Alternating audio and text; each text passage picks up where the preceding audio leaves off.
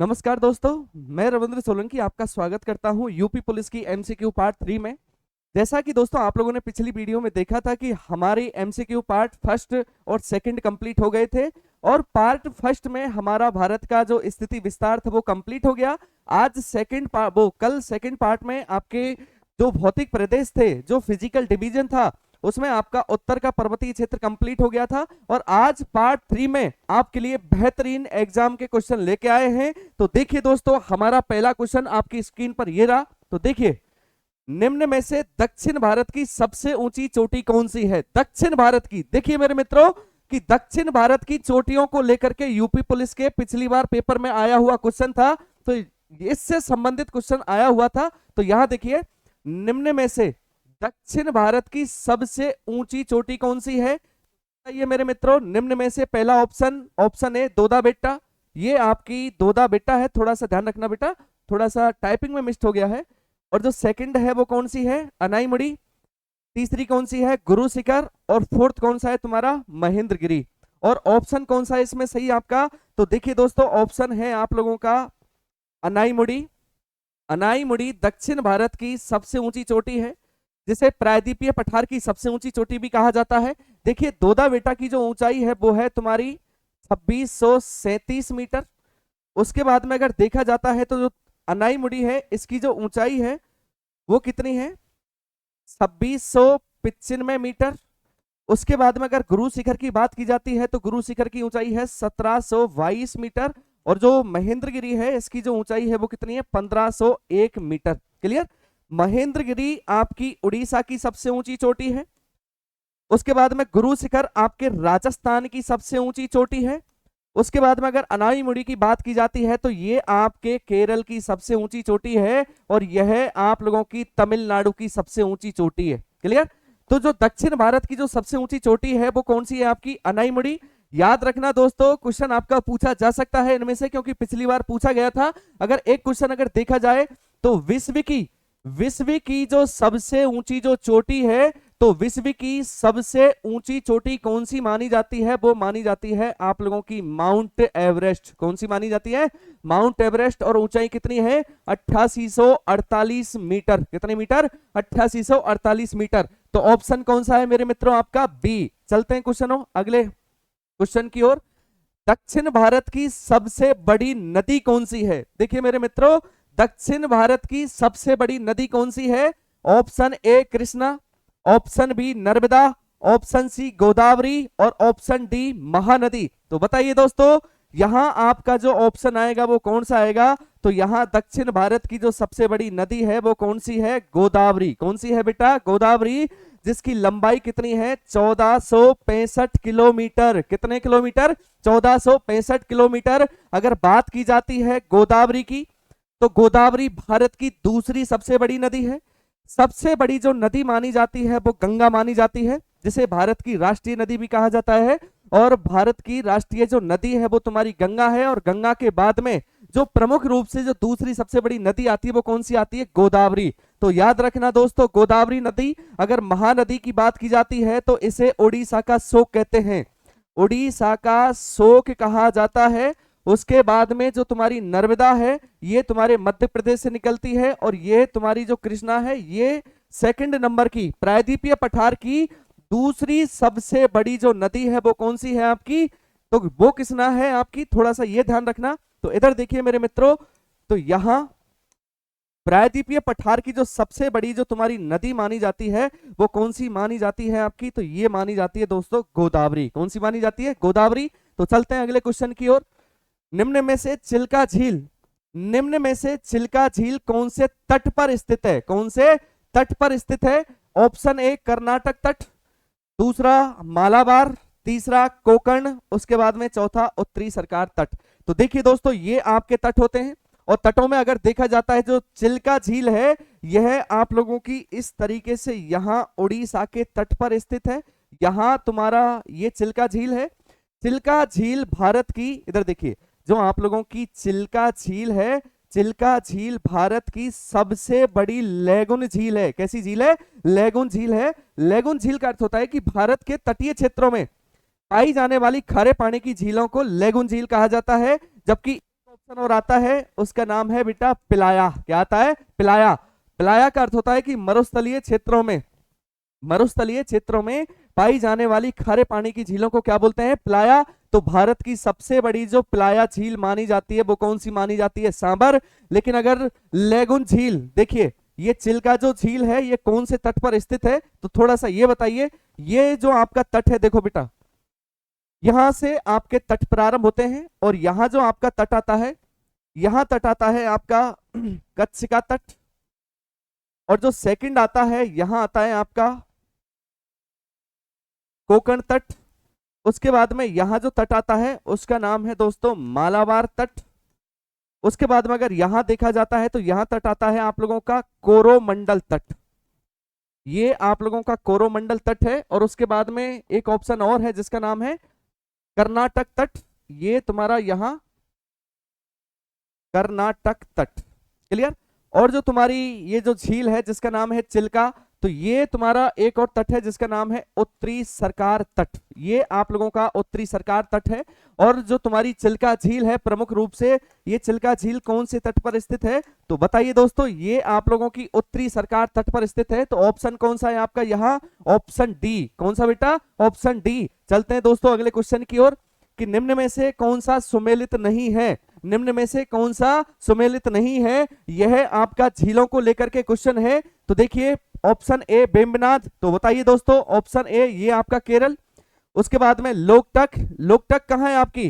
तो ये थोड़ा सा कंफ्यूज हो रहा है, ये लोकटक आप लोगों की कहां है? तो लोकटक है तुम्हारी मणिपुर। देखिए लोकटक जो झील है दोस्तों ये कहां है आपकी? मणिपुर। जो पूर्वी भारत की जो मीठे पानी की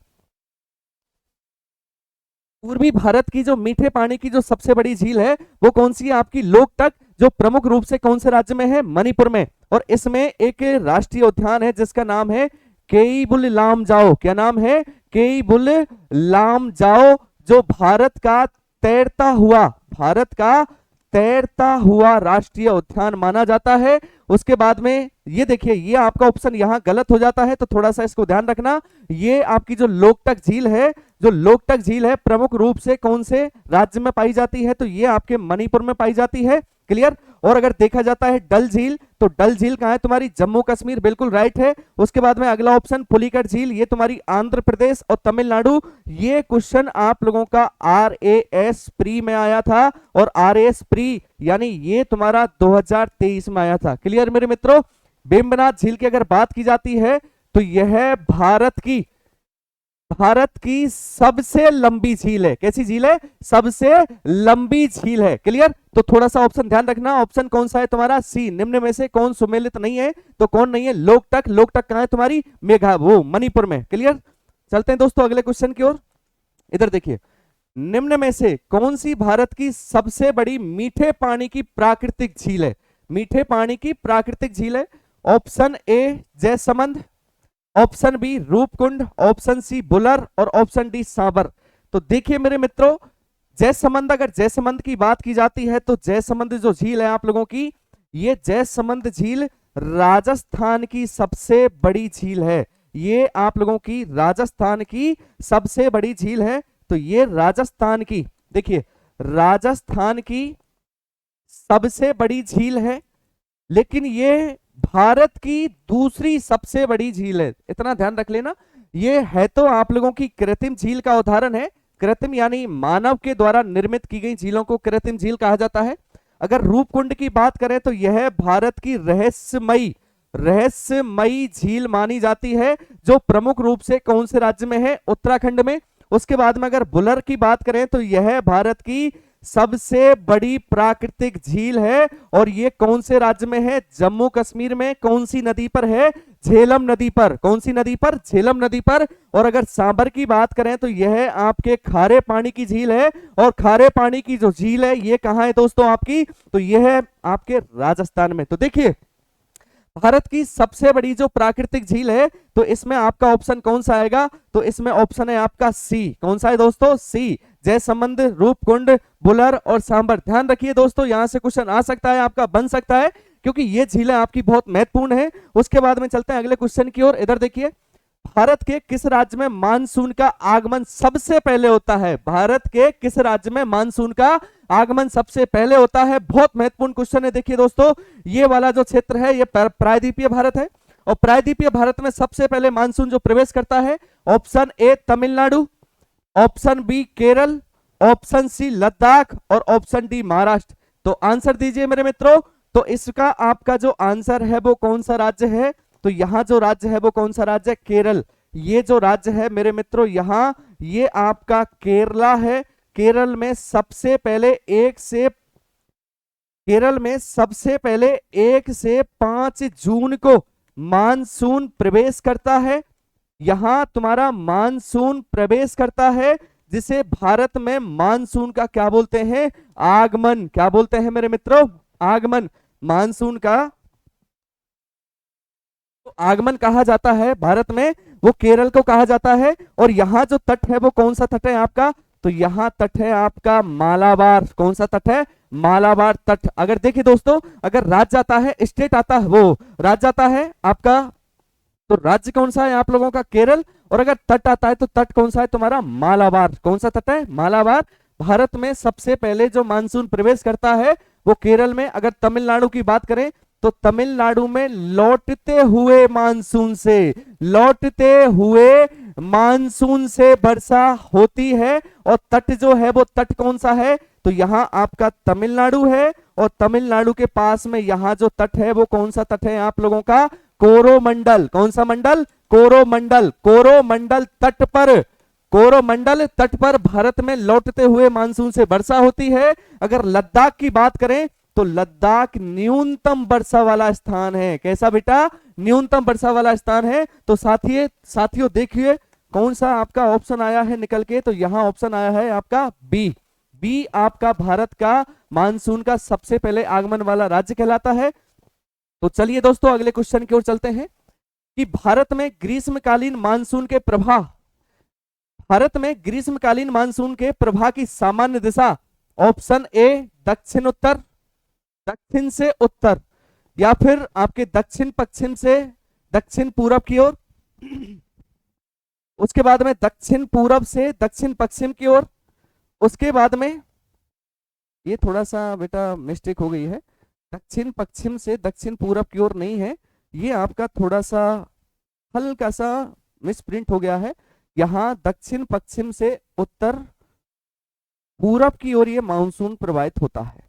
क्लियर? यहां का जो आंसर आएगा वो उत्तर पूरब की ओर रहेगा। देखिए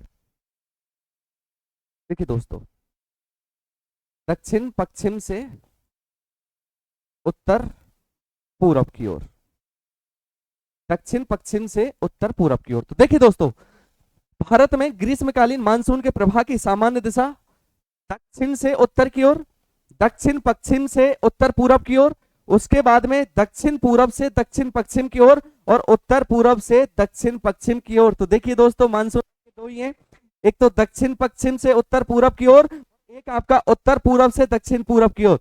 जो आपका दक्षिण पश्चिम मानसून जो प्रवेश करता है, अभी मैंने आपको बताया था कि ये भारत के केरल राज्य में प्रवेश करता है, और ये मानसून दक्षिण पश्चिम से उत्तर पूरब की ओर सीधा निकल के जाता है। तो भारत में मानसून के प्रवाह की दिशा ग्रीष्म काल में कौन सी रहती है?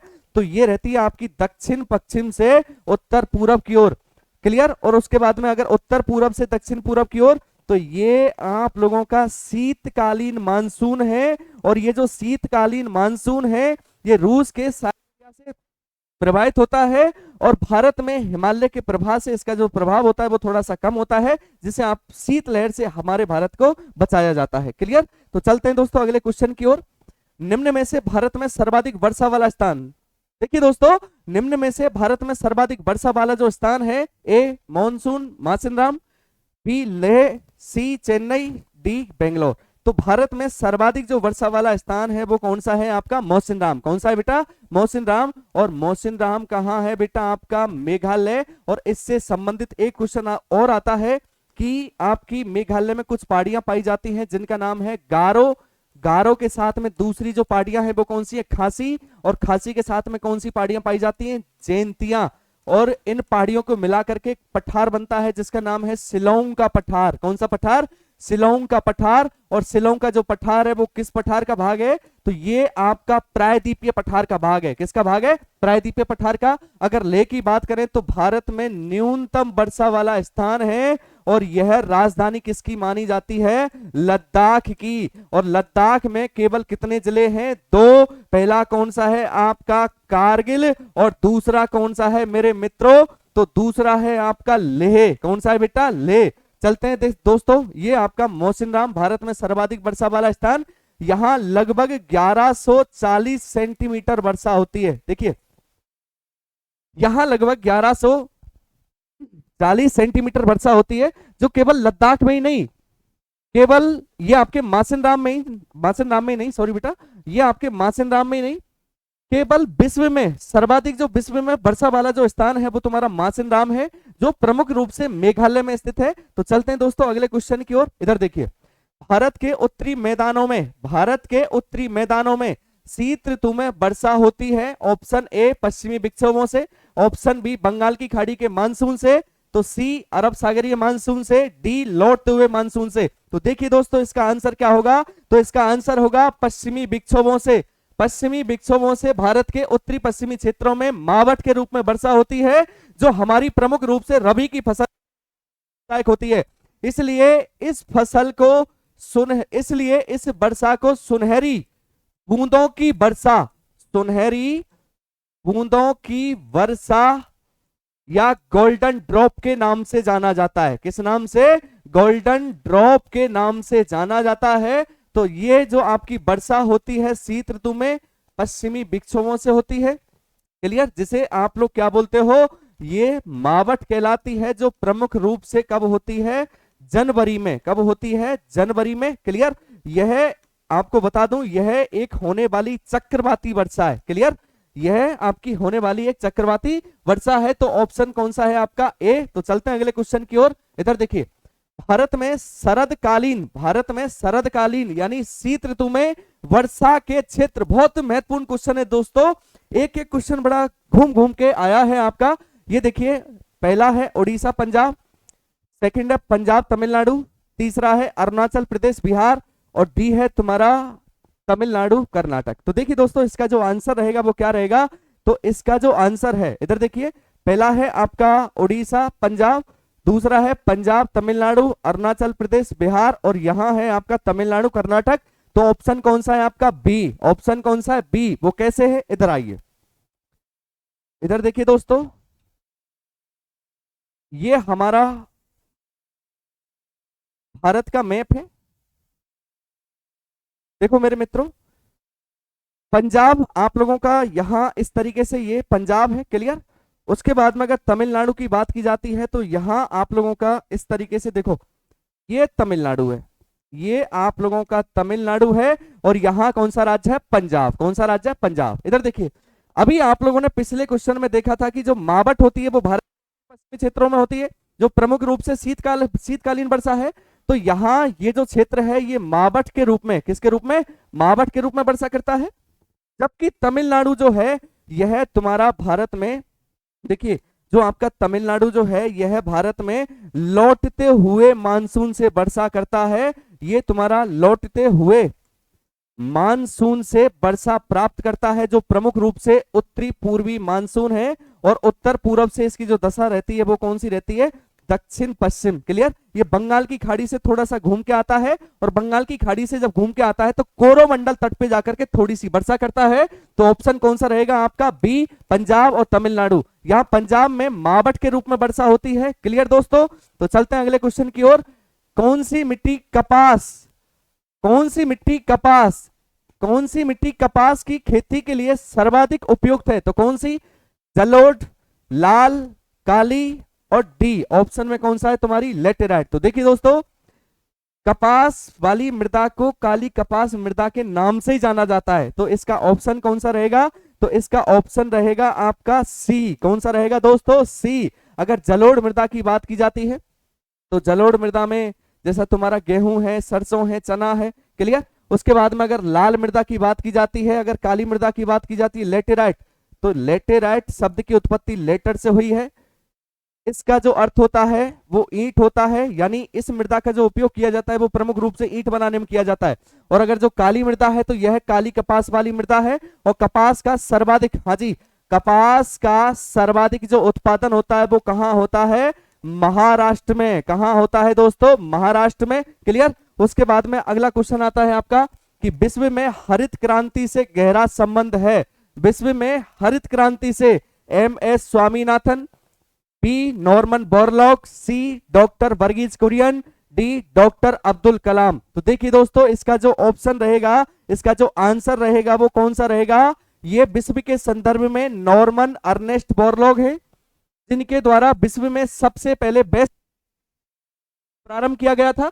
अगर एम एस स्वामीनाथन की बात की जाती है तो यह आप लोगों के भारत में जनक माने जाते हैं। कहां जनक माने जाते हैं? भारत में। और ये विश्व में जनक माने जाते हैं। कहां माने जाते हैं? विश्व में जनक माने जाते हैं। अगर बात की जाती है हरित क्रांति, भारत में पहले विश्व में प्रारंभ कहां से हुई थी? तो ये सबसे पहले मैक्सिको में। और अगर भारत की बात करें तो भारत में जो राज्य है, जो स्टेट है, वो कौन सा है? पंजाब। और दूसरा कौन सा है? हरियाणा। कौन सा है बेटा? हरियाणा। और हरित क्रांति में जो पहली जो प्रयुक्त फसल थी वो कौन सी थी आपकी? मैक्सिकन गेहूं। और अगर डॉक्टर वर्गीज कुरियन की बात की जाती है तो ये आपके श्वेत क्रांति के जनक माने जाते हैं, जिनका संबंध किससे माना जाता है? दुग्ध उत्पादन से। इन डॉक्टर वर्गीज कुरियन को अमूल बॉय के नाम से जाना जाता है। किस नाम से? अमूल बॉय। अमूल, अमूल का दूध तो बेटा डेली पीते होंगे ना आप लोग। ये अमूल, ये अमूल, यानी देखिए इसकी जो फुल फॉर्म होती है, इसकी फुल फॉर्म होती है आनंद मिल्क यूनियन लिमिटेड। आनंद मिल्क यूनियन लिमिटेड, ये आपके अमूल की फुल फॉर्म होती है। क्लियर। उसके बाद में चलते हैं दोस्तों अगले क्वेश्चन की ओर। देखिए, निम्न में से कौन सी रबी की फसल है? निम्न में से कौन सी रबी की फसल है? ऑप्शन ए बाजरा, ऑप्शन ए बाजरा, ऑप्शन बी अरंडी, ऑप्शन सी अलसी, ऑप्शन डी मूंगफली। तो देखिए दोस्तों, आपका जो ऑप्शन रहेगा वो कौन सा रहेगा? तो यहां जो आपका आंसर रहेगा वो कौन सा रहेगा दोस्तों? रबी की फसल के लिए तो इनमें से रबी की फसल है अलसी। आपके राजस्थान की रीट जो मेंस जो पेपर लगा था उसमें पूछा गया था कि निम्न में से कौन सी आपकी रबी की फसल है, तो उसमें ये आंसर आया था अलसी। तो ध्यान रखना दोस्तों, एग्रीकल्चर यानी भारत की जो प्रमुख जो व्यवसाय है, जो उद्यम है, वो कृषि था। तो यहां से क्वेश्चन आ सकता है आप लोगों का। बाजरा ये तुम्हारा राजस्थान का गौरव कहलाता है। राजस्थान का जो गौरव कहलाता है वो बाजरा, ये अरंडी, उसके बाद में अलसी और उसके बाद में मूंगफली। क्लियर। तो ध्यान रखना दोस्तों, ये आपकी अलसी है जो प्रमुख रूप से किसकी फसल है? रबी की। उसके बाद में जो अगला क्वेश्चन आता है वो कौन सा आता है? ग्रीन गोल्ड किसकी किस्म है? ग्रीन गोल्ड ये तो आप लोग सभी जानते ही होंगे, क्योंकि इसका जो उपयोग है डेली सभी के घर में सुबह सुबह किया जाता है। तो ऑप्शन कौन सा है आपका? बी चाय। क्लियर। ग्रीन गोल्ड जो किस्म मानी जाती है वो किसकी मानी जाती है? चाय की। उसके बाद में जो अगला क्वेश्चन आता है वो कौन सा आता है कि राजस्थान राज्य का खेतड़ी बेल्ट किसके लिए प्रसिद्ध माना जाता है? राजस्थान राज्य का खेतड़ी बेल्ट, तो राजस्थान वालों को तो ये पता है लेकिन यूपी वालों को ये नहीं पता है। हाँ, जरूर थोड़ा सा आसपास के जो क्षेत्रों से सीमा लगी हुई है उन क्षेत्रों में तो कोई दिक्कत नहीं है। राजस्थान राज्य का खेतड़ी बेल्ट। क्लियर। तो मैं आपको बता दूं कि खेतड़ी प्रमुख रूप से किसके लिए प्रसिद्ध माना जाता है? तांबा के लिए। किसके लिए दोस्तों? तांबा के लिए। तो यहां ऑप्शन देखिए, सोना खनन, लौह अयस्क खनन, तांबा खनन, तो अभ्रक खनन। तो ऑप्शन कौन सा है आपका? ऑप्शन है आपका यहाँ ए। कौन सा आंसर रहेगा? वो सी, सॉरी बेटा सी, तांबा खनन के लिए राजस्थान का खेतड़ी बेल्ट ये प्रसिद्ध माना जाता है। क्लियर। उसके बाद में अगला क्वेश्चन आता है, उत्तर प्रदेश का राष्ट्रीय पशु। उत्तर प्रदेश का राष्ट्रीय पशु सारस, ये तो आपका पक्षी है। राजकीय, ये थोड़ा सा राष्ट्रीय नहीं है बेटा, ये आप लोगों का राजकीय, उत्तर प्रदेश का राजकीय पशु है। तो देखिए, पहला सारस, बी बारहसिंगा, सी गोडाबन और डी चिंकारा। तो देखिए ऑप्शन कौन सा है आप लोगों का? तो ऑप्शन है आप लोगों का यहाँ बी बारहसिंगा। और अगर सारस की बात की जाती है तो यह आप लोगों का राजकीय पक्षी है। यूपी पुलिस का जो राजकीय पक्षी है वो कौन सा है तुम्हारा सारस घोड़ावन, ये तुम्हारे राजस्थान के राजकीय पशु और पक्षी हैं। उसके बाद में अगले क्वेश्चन की ओर चलते हैं। उत्तर प्रदेश का राजकीय फल क्या है? तो उत्तर प्रदेश का जो राजकीय फल है ऑप्शन ए सेब, नारंगी, आम, डी मौसमी। तो ऑप्शन कौन सा है आपका? सी आम। यह भारत का राष्ट्रीय फल भी है, क्लियर, जिसे फलों का राजा भी कहा जाता है। तो उत्तर प्रदेश का राजकीय जो फल है वो कौन सा है आपका? आम। उसके बाद में अगला क्वेश्चन आता है, उत्तर प्रदेश के मुख्यमंत्री, बहुत महत्वपूर्ण क्वेश्चन, क्योंकि बेटा अब 2024 में यहां से आपके नए तुम्हारे लोकसभा चुनाव हुए हैं। आनंदीबेन पटेल, उसके बाद में बी श्री योगी आदित्यनाथ जी, उसके बाद में सी श्री केशव प्रसाद मौर्य और डी आपके सतीश महाना। तो देखिए दोस्तों ऑप्शन ए ये तो आपके यूपी के राज्यपाल हैं, ये यूपी के राज्यपाल हैं और ये यूपी के मुख्यमंत्री हैं। तो देखिए दोस्तों यूपी के मुख्यमंत्री कौन है आपके? तो ये हैं आपके श्री योगी आदित्यनाथ जी। उसके बाद में अगर उप मुख्यमंत्री की बात की जाती है तो ये है आपके श्री केशव प्रसाद मौर्य, तो ये आपके उप मुख्यमंत्री हैं, क्लियर। उसके बाद में अगर सतीश महाना की बात की जाती है तो सतीश महाना यूपी विधानसभा अध्यक्ष हैं, सतीश महाना यूपी विधानसभा अध्यक्ष हैं, क्लियर दोस्तों। तो थोड़ा सा ध्यान रखना, आपके ये चारों बहुत महत्वपूर्ण है, यहां से आपका क्वेश्चन पूछा जा सकता है। उसके बाद में अगला जो क्वेश्चन आता है कि उत्तर प्रदेश का सर्वाधिक जनसंख्या वाला जिला कौन सा है? सर्वाधिक पॉपुलेशन वाला अगर देखा जाता है तो उत्तर प्रदेश भारत का सर्वाधिक जनसंख्या वाला 2011 की जनगणना के अनुसार भारत का सर्वाधिक जनसंख्या वाला जो राज्य है वो कौन सा है आपका? उत्तर प्रदेश, क्लियर। तो यूपी का सर्वाधिक जनसंख्या वाला इन्होंने जिला पूछा है, यूपी का जिला। तो देखिए option A Agra, option B Prayagraj और ऑप्शन सी महोबा और ऑप्शन डी लखनऊ। तो देखिए दोस्तों ऑप्शन यहां जो आपका आंसर रहेगा वो आंसर कौन सा रहेगा? प्रयागराज। प्रयागराज यूपी का सबसे बड़ा जनसंख्या की दृष्टि से जिला है।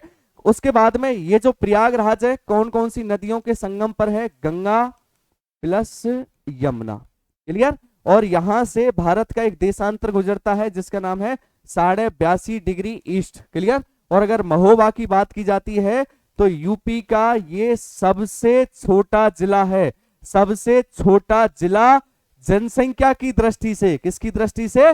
जनसंख्या की दृष्टि से। तो दोस्तों चलिए आगे चलते हैं अगले क्वेश्चन की ओर। उत्तर प्रदेश की राजधानी लखनऊ, उत्तर प्रदेश की राजधानी लखनऊ कौन सी नदी के किनारे है?